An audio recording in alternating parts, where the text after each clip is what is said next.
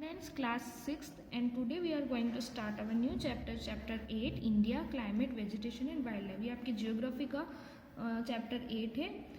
You read in newspaper daily and watch on TV. Are here others talking about weather. You must know the weather. Weather क्या होता है ये आपने TV पे या देखा होगा कि आज वेदर ऐसा है, मौसम ऐसा है, about day to day changes. और वेदर जो होता है वो about day to day change होता रहता है. एटमोसफेयर में चेंज आते रहते हैं वेदर में. ठीक है. It includes change in temperature. Temperature change होता है इसमें. रेनफॉल हो जाती है, सनशाइन हो जाती है. For example is such it may be hot और कोल्ड, सनी और क्लाउडी. कभी बादल हो जाते हैं, क्लाउडी हो जाता है, विंड और काम हो जाती है.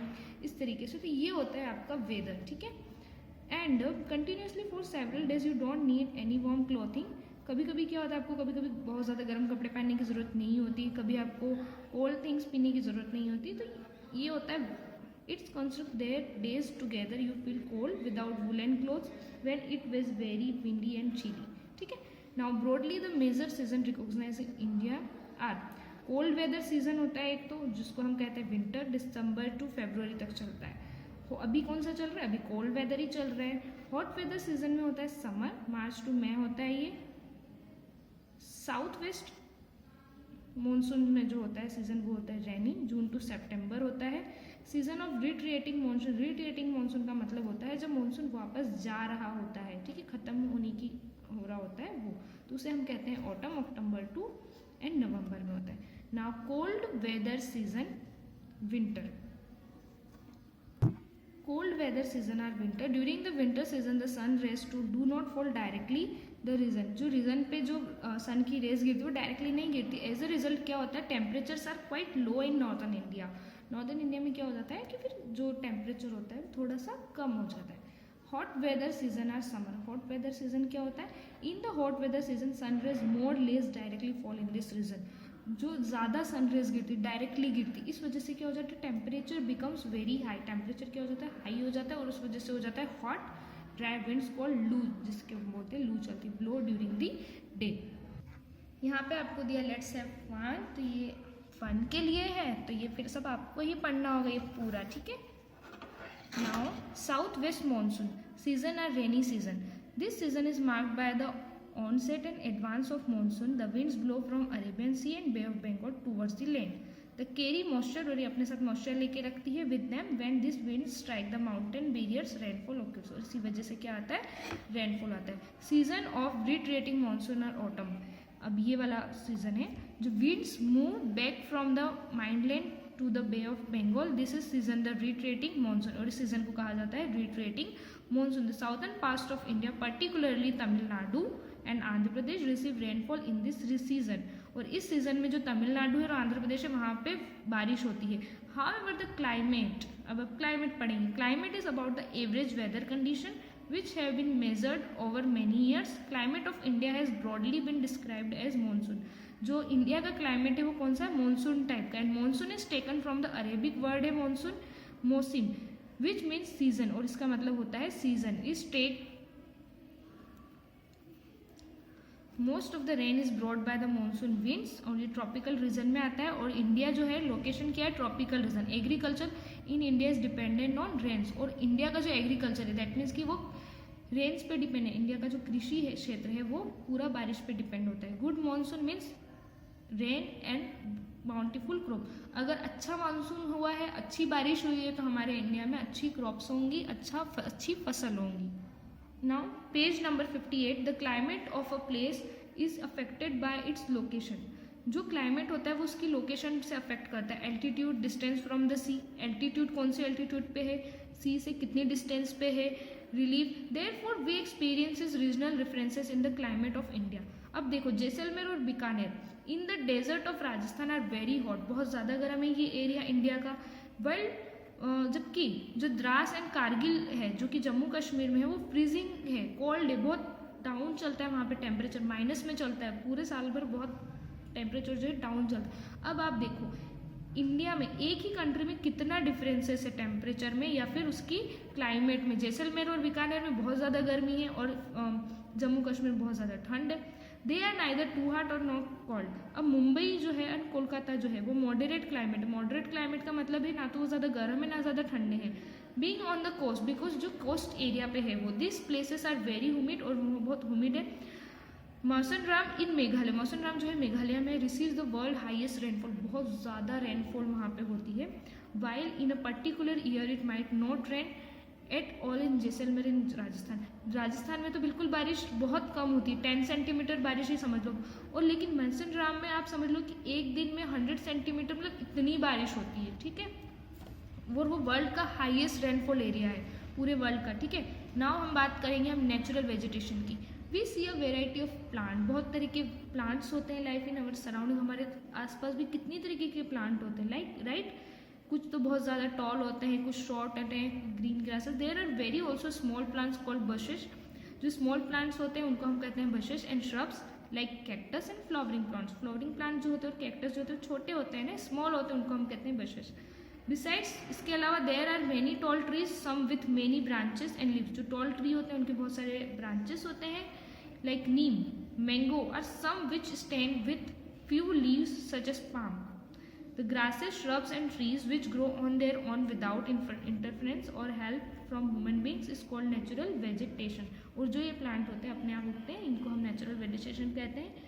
Do you wonder how this differ from each other, ये एक दूसरे से कैसे डिफर करते हैं। Different types of natural vegetation are dependent on different climatic condition. जो डिफरेंट टाइप्स के जो प्लांट अलग अलग एरिया में अलग अलग उगते हैं तो वो क्लाइमेट पे डिपेंड करता है। जैसे कि अगर हम डेजर्ट एरिया में जाएंगे तो वहाँ पे आपको कैक्टस ज़्यादा मिलेगा, राइट। क्यों? क्योंकि वहाँ का क्लाइमेटिक एरिया है, इस वजह से। Rainfall is very important. Due to varied climatic condition India has a wide range of natural vegetation. Now अब हम बात करेंगे वाई आर फॉरेस्ट नेसेसरी। जो फॉरेस्ट है वो उनकी हमें क्यों ज़रूरत है। Forest are very useful for us, they perform various functions. Plants release oxygen that we breathe and absorb carbon dioxide, ठीक है। The roots of the plants bind the soil, जो roots होती है plants की वो soil को पकड़ के रखती है, इस वजह से they control soil erosion, और इस वजह से soil erosion नहीं हो पाता। Forest provide us with timber for furniture, लकड़ी प्रोवाइड करते हैं फर्नीचर के लिए। Fuel wood, fodder, medicinal plants and herbs, laws, honey, gum etcetera, बहुत सारी चीज़ें हमें फॉरेस्ट प्रोवाइड करते हैं। Now page number 59, forest are the natural habitat of wild life. Wild life के लिए जो नेचुरल हैबिटेट है, रहने का स्थान है फॉरेस्ट में। Natural vegetation has been destroyed to a large extent because of the reckless cutting of trees, बहुत ज़्यादा मात्रा में ट्रीज़ की कटिंग होती है तो उससे वाइल्ड लाइफ डिस्टर्ब होती है। We should plant more trees, हमें बहुत ज़्यादा मात्रा में प्लांट उगाने चाहिए एंड प्रोटेक्ट करना चाहिए उनको। हर एक इंसान को एक प्लांट तो ज़रूर उगाना चाहिए। Important of trees, we can have special program, जो प्लांट्स हैं उनकी इम्पोर्टेंस बताने के लिए बहुत सारे प्रोग्राम्स चलाए जाते हैं, जैसे कि Van Mahotsav, involve more people in making our earth green. हमें हमारी अर्थ को ग्रीन बनाने के लिए बहुत हेल्प करनी चाहिए, हमें हमारे घर में भी प्लांट लगाने चाहिए, ठीक है। नाउ अब हम बात करेंगे वाइल्ड लाइफ की। Forests are home to a variety of wildlife. There are very thousands of species of animals and a large variety of reptiles, amphibians, mammals, birds, insects and worms which dwell in the forest. इस तरीके के सब तरीके के कुछ animals होते हैं, कुछ रेप्टाइल्स होते हैं, कुछ मेमल्स होते हैं, इस तरीके की वाइल्ड लाइफ पाई जाती है फॉरेस्ट में। Now we at the page number 60. The tiger is our national animal, right? Tiger हमारा नेशनल एनिमल है। It is found in various parts of the country. India के बहुत सारे पार्ट्स में पाया जाता है। गिर फॉरेस्ट इन गुजरात, गिर फॉरेस्ट जो है गुजरात में है, is the home of Asiatic lions के लिए उसका होम है। Elephants and one horn rhino horses roam in the forest of Assam, Assam में पाया जाता है। Elephants are also found in Kerala and Karnataka. Camels and wild asses are found in the great Indian desert and the Rann of Kutch respectively. Wild goats, snow leopards, bears etcetera are found in the Himalaya region. Besides this, many of others animals found in our country. Monkey, wolf, jackal, नीलगाय, चीतल, ठीक है। India is equally rich in bird life. India bird life में भी उतना ही rich है bird पक्षियों के मामले में। The peacock is our national bird, ये तो आपको पता होगा। Other common birds are parrots, pigeons, myna, geese, bulbul and ducks. There are several bird sanctuaries which have been created to give birds their natural habitat. Now the provide the bird protection from hunters. Can you name 5 birds that are commonly found in your area. आप बता सकते हैं आपके area में कौन कौन से type की बर्ड है, उनके आपको नाम राइट करने हैं. There are several hundred of species of snakes found in India. Snakes की बात हो रही है, अभी बर्ड की करी ना हमने. Cobras and kraits are important among them. Due to cutting of forest in hunting several species of wild life of India are declining rapidly. बहुत तेजी से वाइल्ड लाइफ को ख़त्म किया जा रहा है, क्योंकि अगर हम पेड़ कट करेंगे तो जंगल खत्म होंगे और जंगल में रहने वाले जीव भी उससे खत्म होंगे. Many species have already become extinct. In order to protect them many national parks, sanctuaries, और इसी के लिए बहुत सारे नेशनल पार्क बनाए जा रहे गए हैं. Sanctuaries, biosphere reserve have been set up the government. Now the government has also started project start किया गवर्नमेंट ने. Tiger and project, tiger project, elephant to protect these animals. Can you name some wildlife? You can also contribute in conserving wildlife. You can refuse to buy things made from parts the bodies of animals. आप इस तरीके से भी animals को protect कर सकते हैं कि अगर एनिमल के फर से या एनिमल की बॉडी पार्ट से कोई बनी हुई चीज़ है तो आप उनको ना खरीदें. जैसे कि उनके बोन्स से, उनके हॉर्न्स ना खरीदें, उनके स्किन से बनी हुई चीज़ ना खरीदें. तो इस तरीके से भी आप अपने वाइल्ड लाइफ को प्रोटेक्ट कर सकते हैं. अब हम बात करेंगे माइग्रेटरी बर्ड्स. माइग्रेटरी बर्ड्स क्या होते हैं? जो होते हैं प्रवासी पक्षी. Some birds such as pintail ducks, curlews, flamingo, osprey, little stint migrate to our country. और ये अपने प्रवासी पक्षी होते हैं जो घूमते घूमते हमारी कंट्री में आते हैं या इधर से उधर जाते हैं. तो ये विंटर सीजन्स में हमारी कंट्री में आते हैं. Smallest migratory bird little stint, weighing as low as 15 gram from Arctic region, travel over 8000 kilometre to reach India. India में पहुंचने के लिए कितना ट्रेवल करते हैं? 8000 किलोमीटर. नाउ अब हम इसकी एक्सरसाइज कंप्लीट कर लेते हैं. इसकी जो चैप्टर एक्सप्लेनिंग थी वो हमने कंप्लीट कर ली. Tick the correct answer. The world's highest rainfall occurs in Mawsynram हमने पढ़ा था. Wild goats and snow leopards are found in Himalaya region. During the south west monsoon period the moisture laden winds blow from sea to land. Okay, now fill in the blanks. Hot and dry winds known as loo blow during the day in the summer. Summer में, गर्मियों के दिनों में, दिन के time में क्या चलती है? लू.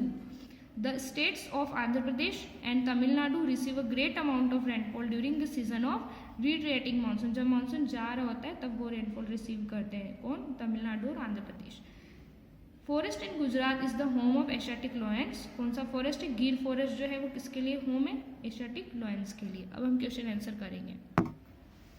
Class 6 geography chapter 8 India climate vegetation and wild life. Meaning weather, मौसम, क्लाइमेट जलवायु, माइग्रेटरी बर्ड्स प्रवासी पक्षी, वाइल्ड लाइफ वन्यजीव, वेजिटेशन वनस्पतियाँ, फॉडर चारा, टिम्बर लकड़ी and forest jungle.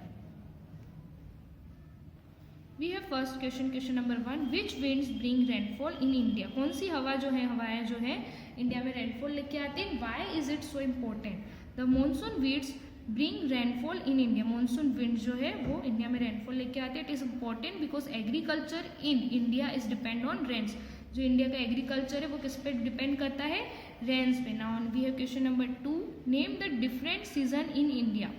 Different season बताने हैं इंडिया के. The different season in India: cold weather season जिसे हम कहते हैं विंटर, हॉट वेदर सीजन जिसे हम कहते हैं summer, and south west monsoon season जिसे हम कहते हैं rainy, and season of retreating monsoon जिसे हम कहते हैं autumn.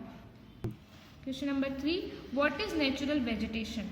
The grasses, shrubs and trees which grow on their own without interference. किसी बिना इंटरफेरेंसेस के जो ग्रो करते हैं वहाँ के क्लाइमेट पे डिपेंड होके वो नेचुरल वेजिटेशन होते हैं. Are help from human beings are called natural vegetation. Question number 4 जो था टिक द करेक्ट आंसर हमने बुक से कवर किया है. Question number 5 fill in the blank से, ये भी हमने बुक से कवर किया है.